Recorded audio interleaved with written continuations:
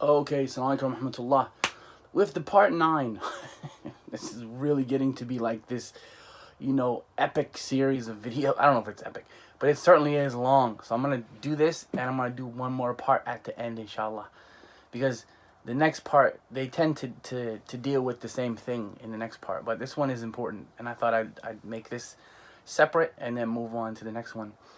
Luqman is still advising his kid, his son, and we are still going through these ayat. It's interesting. You can divide these ayat in terms of, number one, dealing with Allah, and we're still dealing with those. La tushrik billah. And then Allah, talks about himself. Luqman tells his son about the characteristics of Allah and so on. And then after that, we're going to finish the last one. But then it comes into gradually dealing with the people. In this same ayah, Allah talks about iqam as-salat, establish the salat. Luqman tells his son, Ya bunayya iqam as-salat. He gives him four pieces of advice in this verse actually. First was establish the salat, and that's so crucial. That is so crucial. Really, it is crucial. If you're a new Muslim, learn, about the oneness of Allah and Muhammad sallallahu alaihi wasallam. But the first thing that you need to be learning is your salat. Your salah is your direct connect to Allah subhanahu wa ta'ala. Really, it is. And usually you'll find that people, when they pray, it's not that all your problems are going to magically vanish. No, I would never tell you that. That's a self-righteous and silly thing to say. But hopefully, inshallah, your problems are going to be a little easier to deal with. And that's, I can say that from experience. And y'all don't know my life, really. It's chaotic and tumultuous and all that good stuff. I smile a lot, but because I don't want to complain on stage and I don't want to be this guy that whines and cries about everything. But Salah has made it a lot easier for me to deal with that. A lot easier. Because I have the opportunity to go 5 times a day and talk to the King of Kings. If your favorite singer, movie actor, celebrity, speaker, qari, wanted to see you, would you go? Like, called you and said, I want to see you, Brother Muhammad, Sister Aisha, Sister Fatima, I want to see you. Would you go? Your favorite. You think of your favorite speaker. Even if the Messenger of Allah ﷺ did it. If he could. قد مات Muhammad ﷺ, alayhi salatu wasalam. He passed away. He's not with us anymore. But if he called you and asked you for an appointment, would you give it to him? Well, Allah does that 5 times a day. And you should love Allah more than his messenger. Yes, you should love his messenger more than yourself, more than your family, more than mankind. Oh, of course. But you worship the one who sent him.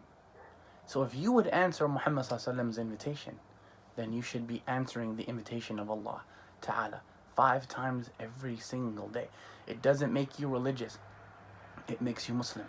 And I get the same, but bro, I have to work and I have to do this. I travel the globe. Sometimes I'm on the road for 22 and 23 hours. My longest trip was 37 hours. And I didn't miss my salah. And I'm not bragging to you, but I'm just letting you know that it can be done. If you want to do it, it can be done. And I'll tell you that I traveled from Toronto to Amsterdam. And because the flight was late in Amsterdam, I missed my connection to Nairobi, Kenya. Right? So I was going from Toronto to Nairobi. Actually, I was going from Toronto to Nairobi to Eldoret, Kenya. Anyway, I missed my connection flight in Amsterdam because the KLM made me late. Thank you very much, KLM. So I sat in the airport for 13 hours in the airport. Salah is coming, you have to pray. Salah is coming, you have to pray. Get on the Kenya Airways KQ flight. MashaAllah, by the way. Very nice airline, I thought, anyway.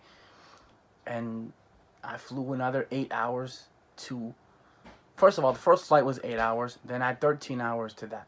That gives us 21 hours. I have another 8-hour flight to Nairobi, Kenya.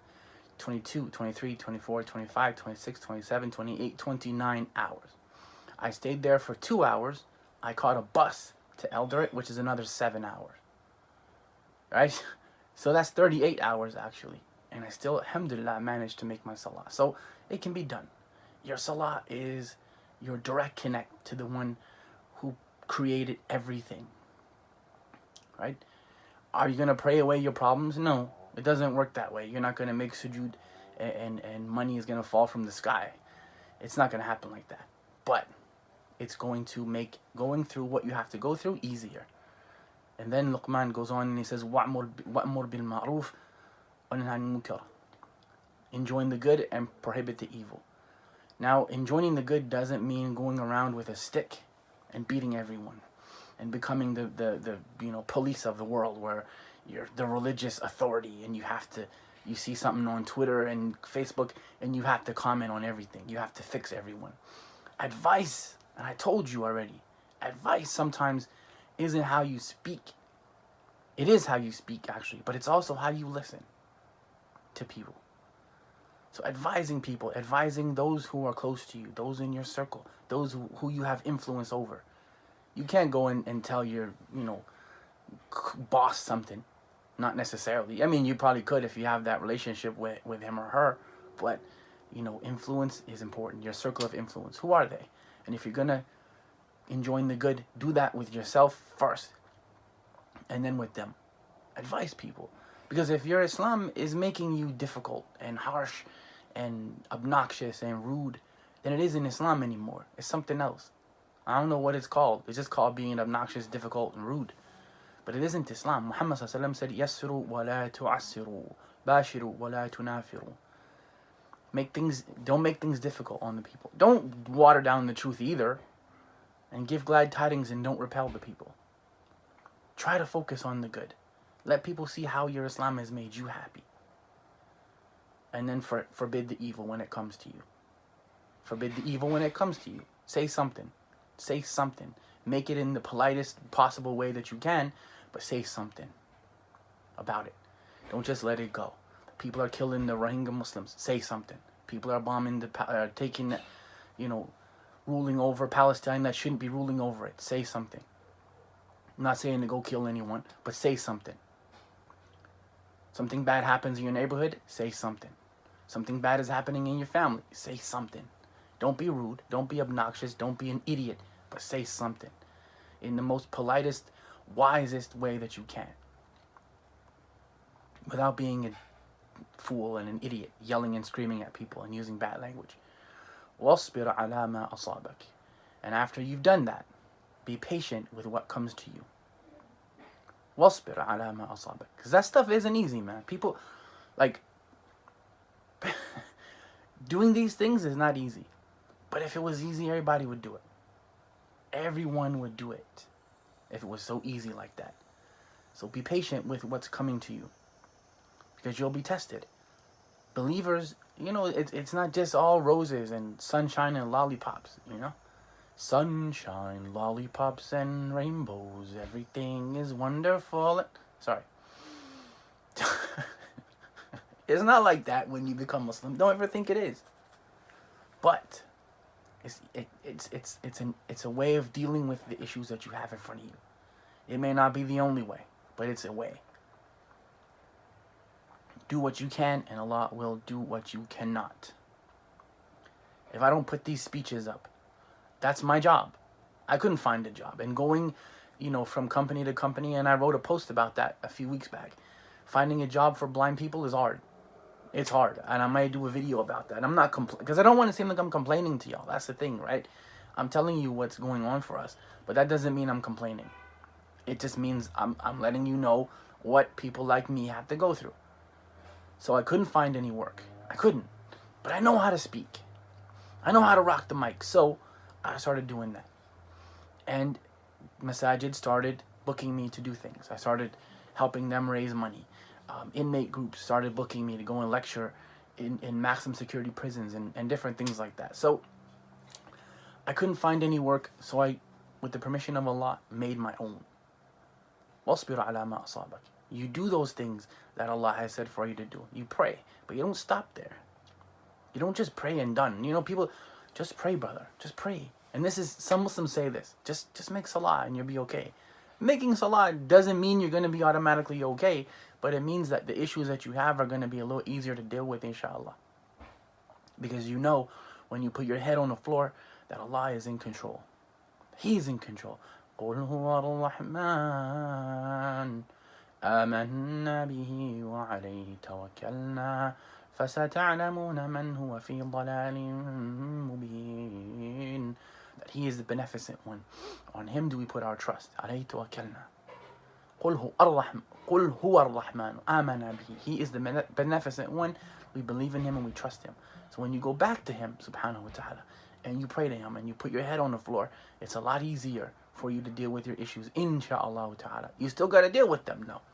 But you have that connection to Allah. And you know that He knows your issues better than you. And then you go to your circle of influence and you advise them to what's good. And you advise them against what's bad. And you are patient with what happens to you. Because you know that everything is going to go back to Allah anyway. Everything. So these are the advices that Luqman gave his son. Ya bunayya iqam as-salah. Oh my son, establish prayer. And enjoy what is good and forbid what is bad. And be patient with what befalls you. So this is not only for the kids, it's for everybody. Because you guys have to grow up here. The brothers and sisters who are listening to me, who are under the age of like 25, I would say, have to grow up here. And this place is not easy for you. And I know that. I know that probably better than most of the speakers, because I don't just talk to you, I listen to you as well. And you know that. You get at me on Facebook and I answer most of you, most of the time. And, you know, please take care of those things. Iqam as-salah, establish the prayer. I used to make dua when I was a new Muslim. Oh Allah, give me a job where I never have to miss my salah.